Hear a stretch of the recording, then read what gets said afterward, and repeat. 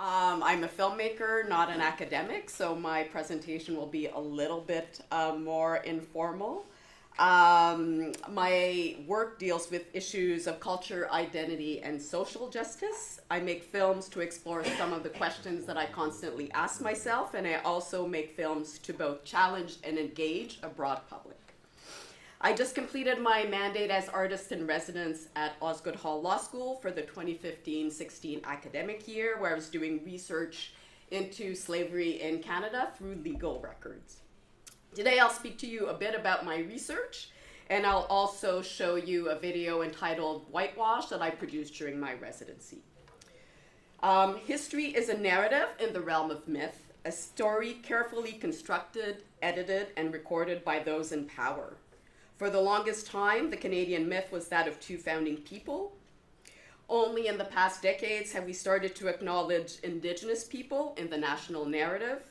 Only recently have we openly talked about the genocidal nature of residential schools, about the 60s scoops, where Indigenous children were taken from their parents by social services and secretly adopted to families as far as the southern US, Australia, and Europe. Also part of the Canadian myth is a story of a tolerant multicultural nation where Africans who were enslaved on American soil came to Canada via the Underground Railroad to find freedom and refuge. Most recently, the story of Black loyalists who settled mainly in the Maritimes has made it into general consciousness, in great part because of Lawrence Hill's novel and television series, The Book of Negroes. One key element still missing from the national myth are the Black slaves who were here for nearly 200 years in the early days of the colony. Very few people know, and even less are willing to acknowledge, that slavery actually existed in Canada. According to historian Marcel Trudel, the first identified enslaved African, Olivier le Jeune, was brought by the Kirk brothers in 1629 and given as a gift to Guillaume Couillard in 1632. Olivier was then put in the trust of Father Lejeune, a Jesuit priest who educated him. Under both French and British rules, many inhabitants had slaves, from governors to priests, from tradesmen to soldiers and doctors. The majority of those slaves were of various indigenous nations, but more than a third were of African descent and arrived via Europe and the colonies. By the end of the French regime, there were approximately 3,600 slaves in Canada, about 5% of the population, 1,200 of whom were of African origin. They were used mainly as domestic labor, but some of them acquired specific skills in specific trades. When the British took over, they continued to import and use slave labor. Under their rules, slaves were simply considered chattel. A further influx of enslaved Africans occurred mainly between 1783 and 1788. After the American War of Independence, white loyalists settled in the territories that are now known as Ontario, southern Quebec, Nova Scotia, New Brunswick, and Prince Edward Island. They imported 1,200 slaves to the Maritimes, 300 to Lower Canada, and 500 to Upper Canada.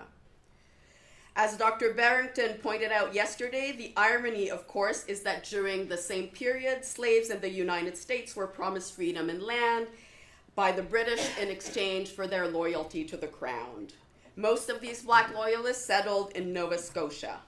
There were also those who came through the Underground Railroad. So from the late 18th century until the early 19th century, there were actually both free and enslaved Africans coexisting in Canada.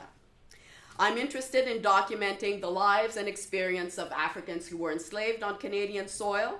I want to tell their stories, not just in an intellectual manner, but in a very visceral way that makes their experience come alive.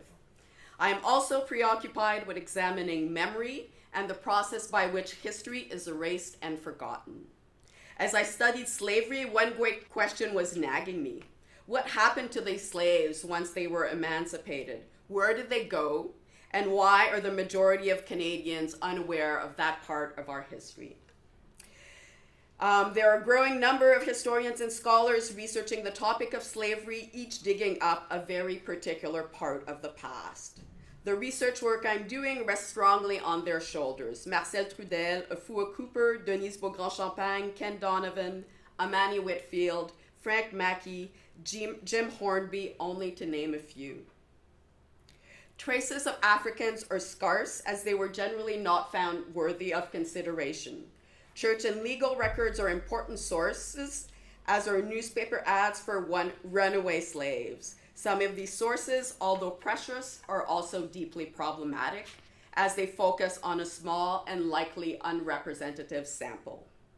But these are the only sources we have to work with, so they need to be embraced, even reluctantly. Another great difficulty of doing research about slavery is that many slaves, especially under the French, weren't even considered important enough to have a name. And even when they had a name, they rarely had a surname, making it impossible to trace them through generations. One surprising exception is Prince Edward Island. Although some slaves came earlier, the majority of enslaved Africans were brought by white loyalists in 1783. Most of the enslaved had surnames and were duly registered in the muster rolls. In addition, the isolation of the island made escape and travel more difficult. To this day, many islanders still live near where their ancestors first settled. Most of the descendants of slaves through time have assimilated with indigenous populations and descendants of European settlers to the point of becoming largely invisible. Today, many of the descendants have very light skin. It's obvious that some of them have actively sought to deny their roots. Virulent racism and the privilege that comes from passing as Caucasian have also played an important part in the erasure of this history. Members of historically Black families have been marginalized and have declared that they aren't sure if it is because of their ancestors' skin color or their low income, but I strongly suspect that the two are largely correlated. Another fact at play is in this willful amnesia is the shame of descendants of slave owners. One only needs to look at the recent scandal surrounding Ben Affleck. The Hollywood star requested that African-American scholar Henry Louis Gates remove the reference to his great-great-grandfather being a slave owner in the American South from the genealogical series, Finding Your Roots. Prince Edward Island is therefore why I decided to focus my efforts during my residency at Osgood. Despite its relatively small number of slaves, though crossed by loyalists number around 50, it's one of the places where there seems to be the most potential to uncover stories. With the help of 2 Osgood students, I looked at historical records trying to find more information about the lives of these enslaved Africans. We transcribed copies of original court records of trials where they were accused so that we could analyze how they were treated and perceived. One thing that emerged from the process is how even court records tell only part of the story. For example, a slave named Sancho Byers received a death sentence for petty theft of a loaf of bread and a pound of butter. The witnesses' testimonies seem to have many discrepancies as to what happened that evening. We then discovered in talking to a local PEI resident that oral history has it that Sancho Byers was hung because he was having an affair with a prominent citizen's wife. So where does the truth lie? How can we recreate a story when so many of the sources are flawed? It has become obvious to me that much of these enslaved Africans' experience has been successfully obliterated. The fragments that remain need to be carefully pieced together, but also questioned. Oral history need to be part of the narrative, supplemented by extrapolation and historical fiction to bring these slaves' experience alive. These are all elements that I'm grappling with as I developed an interactive project to engage people with that history. For my residency at Osgood, I produced a modest piece dealing specifically with slavery on Prince Edward Island. It is also a tribute to the beauty, diversity, and strength of Black women. I wouldn't describe it as a documentary, but rather as an experimental video based on historical facts. Whitewash is meant to be an installation projected on a large scale on a gallery wall, so that the viewer's relationship to the images is more intimate and immediate. It features 9 women ages 7 to 87, representing the 9 generations of descendants who have lived on Prince Edward Island. The women, from eldest to youngest, vary in skin tone to parallel the process of assimilation through generations, and the narration is a poetic homage to the community. I chose women because slavery was matrilineal. The women also all look directly at the viewer in defiance of what their social position would have prescribed.